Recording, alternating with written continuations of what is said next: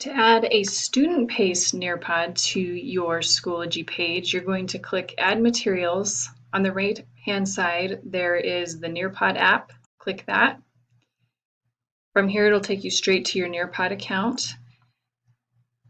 Choose the lesson that you would like students to do student-paced. So you're going to click Student-paced. From here, it's automatically added to the students' pages. When students click the student-paced Nearpod, it does not take them out of Schoology. It keeps them right in Schoology, and they'll complete the Nearpod on their Schoology page for your class.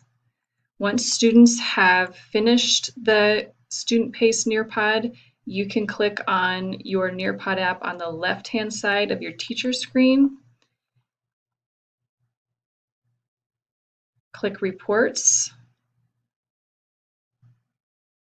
and you'll be able to see student progress, how they answered the questions, and any other information from the lesson.